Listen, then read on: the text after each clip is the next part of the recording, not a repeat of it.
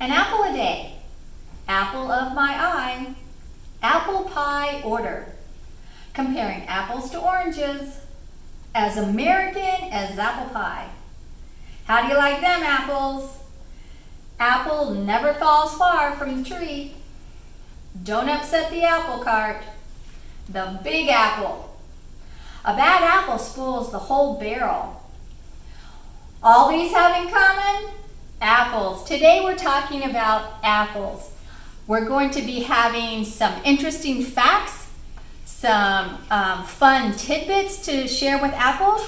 We're going to also be doing, later on in the video, making apple fritters. So join with me as we start our interesting facts. First of all, let's show you this word, pomology. Pomology. That's the science of fruit and fruit growing. And that is what we're talking about today. Apples and the science of apples and facts about apples. So let's start off with an interesting fact. Crab apples are the only apple that is native to North America. Everything else has been brought in, so that's an interesting fact I didn't know. Do you know how many varieties of apples are grown just in the U.S.? Over 2,500. Only 100 of those are sold commercially.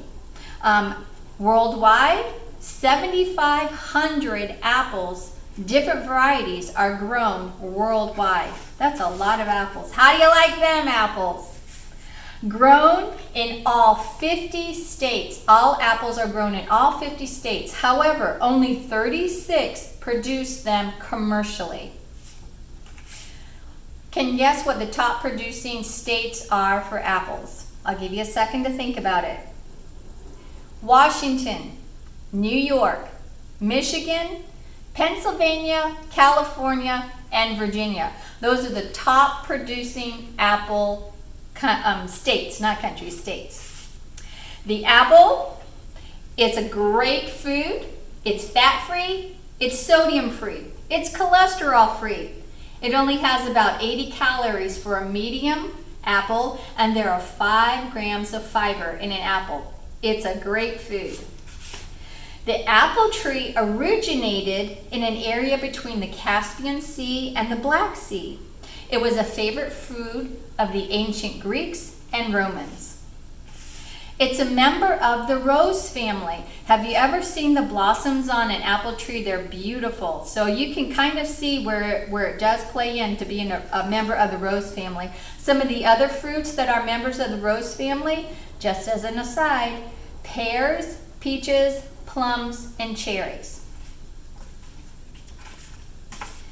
The energy from 50 leaves help produce one apple. Just one apple. So 50 leaves it takes to produce an apple. How much does a peck of apples weigh? 10.5 pounds. And a bushel of apples, 42 pounds. That's a lot of apples.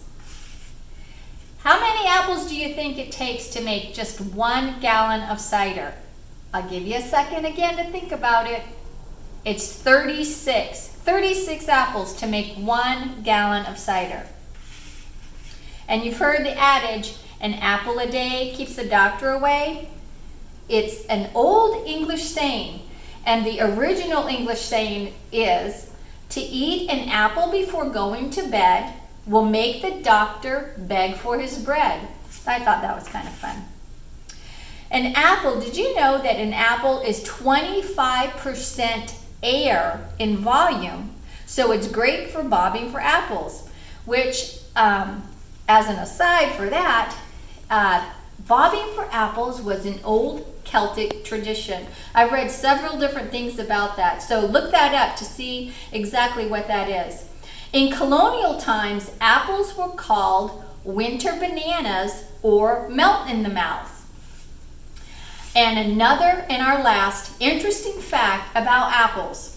The first American apple orchard was planted in 1625 by William Blackstone. Interesting facts, fun tidbits about our apples.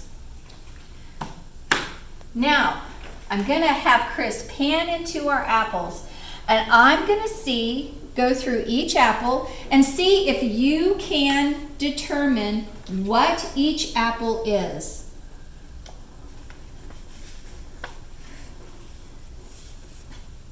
Okay, let's start with this one. The most familiar apple and the most common apple. It's our Red Delicious. Red Delicious are sweet, rich, great for eating and great for putting in salads. Our next apple, can you figure out what that is? And that's the one we're going to be using today in our apple fritters. This is our Granny Smith. Granny Smith's tart, hard, great for salads, pies, and for baking. It also, an interesting fact about the Granny Smith apple, it originated in Australia by a woman named Maria Ann Smith, 1868, Australian apple. The next apple, and one of my favorites, can you guess? It's the Honey Crisp. Honey Crisp are sweet, crisp, and great as an eating apple. The next apple, this is a little different shape, and I love all the different colors, the different shapes of the apples, so this is a little different. This one is the Pink Lady. The Pink Lady is a tart apple. It's great for baking and great for eating too.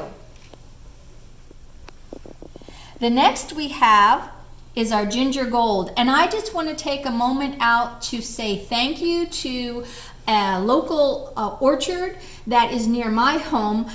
They were kind enough to give us some of these apples to share with you today. So a shout out to Apple Hill Orchard in Fredericktown, Ohio. This is the Ginger Gold apple. The Ginger Golds are tart, crisp, great for eating and great for putting in salads. These are some of the first apples to come on in the orchard too. I think that there's a Lodi, there's a transparent, but those have already happened, and these are now the apples that are in season or able to get at our local orchard. The next apple, this is a beautiful apple. It's a Paula Red. Paula Red. It's tart, but if you wait a little while after you pick it, it starts to sweeten up. It's one of the first season apples. It's great for baking and for freezing. And also, when I use this for making applesauce, if you leave the skin on, the applesauce turns a lovely shade of pink. That's a great little apple. The next apple, and this is this is an organic apple I got from the grocery store. This is the one that I got from the orchard. The same apple, just different sizes here. This is the Gala Apple. Galas are sweet and firm. They're great for eating, salads, pies, and for baking. Our next apple is the Fuji Apple. Fuji Apple. It's great. It's a sweet, hard apple, and they're great for eating, for salads, for pies, and for baking. This is another interesting fact I wanted to share with you. This is called the Kiku Apple. Kiku. The Kiku is sweet and crunchy. This apple originated in Japan and is a sport of the Fuji Apple. So a sport is just a new shoot that comes off of the stem or the branch of the original tree. So this Kiku apple was discovered by an Italian fruit grower in 1990. And he copyrighted the name Kiku, but this is a offshoot of the Fuji Apple. Some interesting information. All right, next, let's go ahead and cut into an apple. I'm going to take one of these apples. I'm going to cut right into the apple. And Chef Bruce, you'll be glad to know I did sharpen my knife before I used it. All right, so I'm going to cut right down the center. That's a beautiful apple. I'm going to cut down the center of one apple, but then I'm going to also cut it horizontally for this one. Chef Bruce, I'm also going to do a little bit of cut right there so I have a flat surface. Thanks for the tip. I'm going to cut horizontally.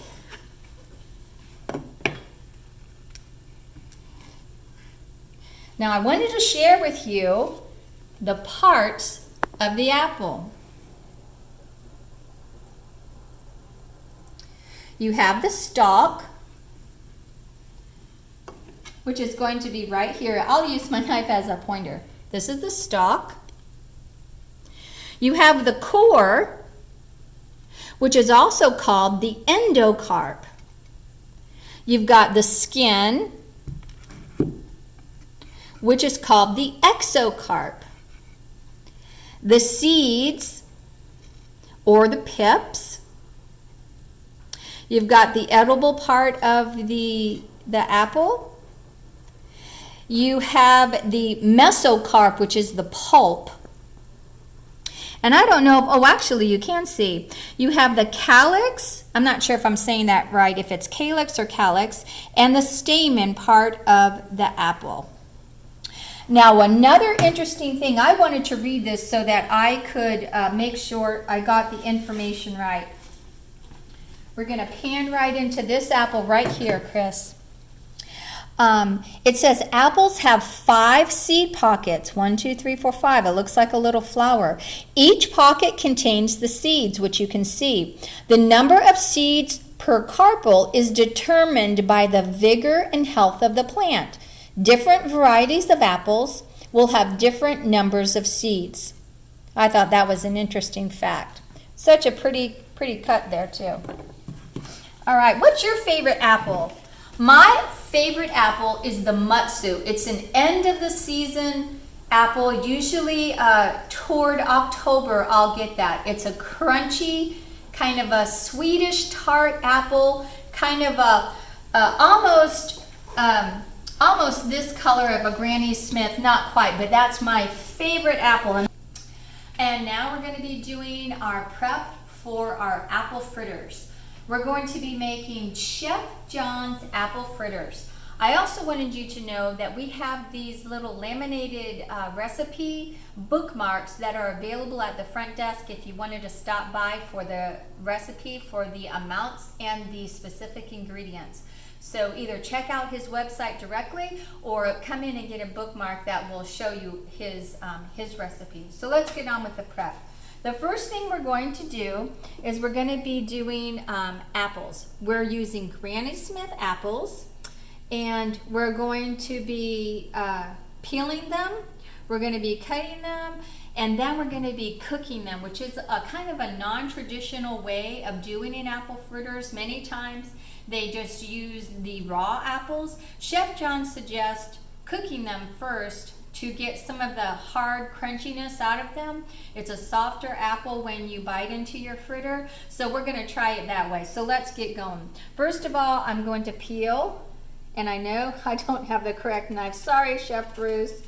I'm going to peel the apple. So we're going to be cutting the apple peel off. We're going to be cutting the apple in half. We're going to be cutting the apple in half again, and we're going to be removing the core of the apple. Once the core is removed, we're going to be cutting each slice into about 3 or 4 pieces. Then we're going to be slicing those into a small dice. Okay, so now we have our apples all prepared. They are peeled, cored, and chopped, and diced. It's on a dice, so it's just a little smaller. So I'm going to add about a tablespoon of butter to my pan, my preheated pan. It's on a medium heat. I'm going to let that melt, but I'm not going to just let it melt. I'm going to let it get just a little bit golden brown.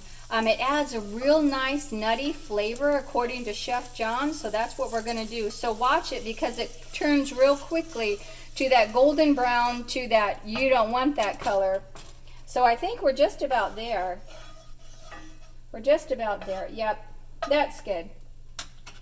So I'm going to add the apples and we're going to cook those down just until they soften up just a little bit. Maybe about 3 or 4 minutes. Add those to the pan. We're going to get these apples stirred up.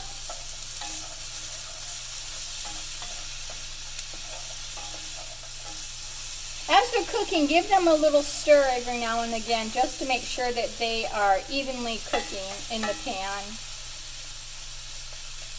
And do you cook with cast iron? My filmer right here, Chris, we were just talking about using cast iron. I love cooking with cast iron. It's my go-to pan for baking, for cooking. So what kind of pans do you use? Do you use Teflon? Do you use... Chris was talking about copper bottom pans. What do you use? I like using the cast iron myself. My favorite pan. Once you get it really seasoned well, it's a great cooking pan. All right, so we'll just let that cook down just for a few minutes and we'll be right back. Okay, so these have been cooking just a few minutes. I'm going to go ahead and add the sugar. And again, go to Chef John's website and get all of the specific amounts for each of the ingredients. That way you can show him support because it is his recipe. But also we do have those bookmarks here at the circulation desk as well. So we're going to add, we just added that sugar and we're just going to let that cook just a couple more minutes and then we're going to drain it. He said to drain it, but really, there really isn't that much liquid in this Granny Smith apple for cooking it. But we'll go ahead and we'll drain that and get our other ingredients prepared. Okay, so our apples are cooling now. We've got those all set. We're going to go on to our dry ingredients and our wet ingredients. Again, for the ingredients, either go to Chef John's website or get our bookmark that we have at the front desk that has this recipe all printed out for you. You can have that handy when you're preparing this. And I hope you do try this. And if you do, let us know how it comes out. So we've got all of our dry ingredients in here. They have been sifted. Chef John recommended to use a whisk, but I went ahead and I just sifted them through. And we have them all together now. We have our flour, we have the salt, we have all of the spices in there, and we'll just go ahead and mix that up. So we'll get all of that in there. We'll just give that a quick whisk again.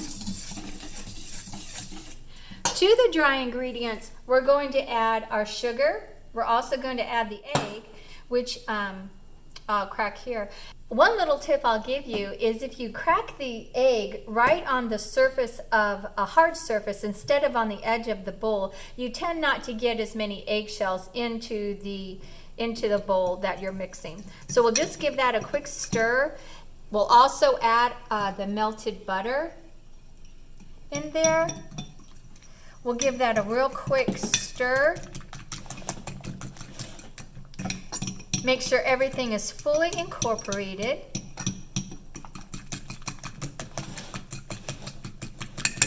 All right, that looks good. We're going to add this to our dry ingredients. Let me get that whisk out of the way. We're going to add this to our dry ingredients. Do you use a rubber spatula when you're cooking? I think that's one of my pet peeves, like when you're watching the cooking shows. They leave so much food in the bowl that they could use a scraper to scrape out. Maybe just a kind of a quirky thing, but I do like getting everything out of the bowl. So we'll give that a quick mix, and then we'll also add, the recipe calls for sparkling cider. Could I find any sparkling cider in the store? No. So what I used, again, at the Apple Hill Orchard, This is delicious. It's apple cider, fresh pressed apple cider, and I also used some seltzer water. I found that at Kroger. So I combined the two, mostly apple cider, and I did put a little bit of seltzer water in there, and that just gives it a nice little lift and tang to the mixture. So that's my substitute for the sparkling apple cider. So we'll just pour that right in there. We'll give everything a thorough mixing. That looks pretty good. Just a few more stirs and we're there. I think that's pretty good. To this mixture, we're going to add our apples. We've got our prepared apples here, and we're going to add those right to that mixture.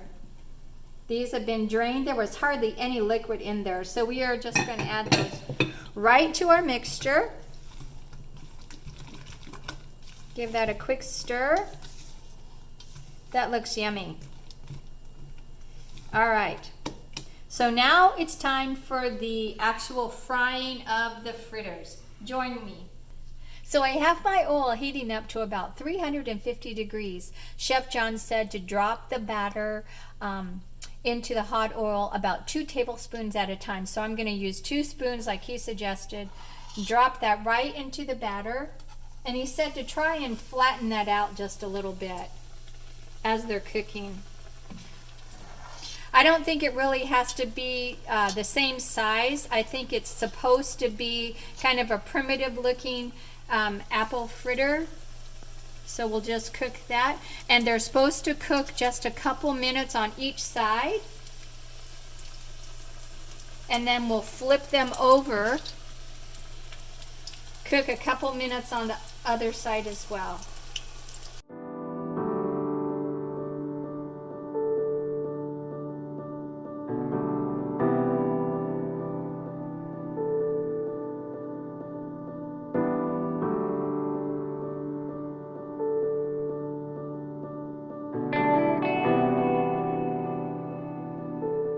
So I'm just going to cut into one of these just to make sure they're done and that I'm cooking them all the way through.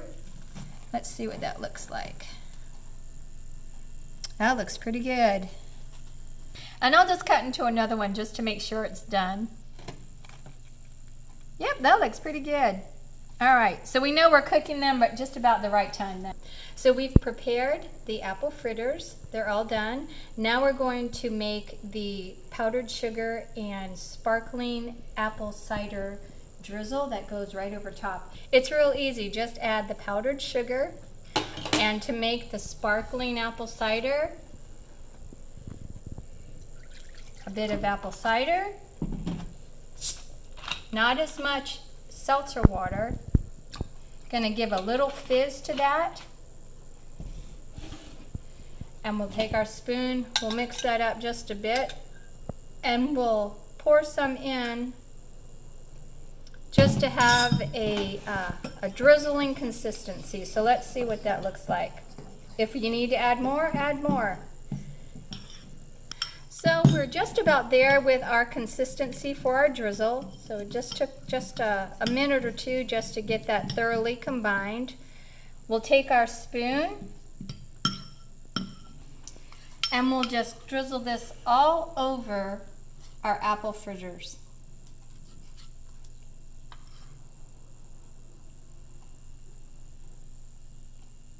As much or as little as you like. Some people like to dunk their apple fritters in this icing. If you're a dunker, dunk away.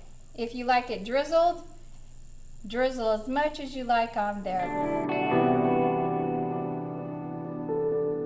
All right, so one thing I did want to share with you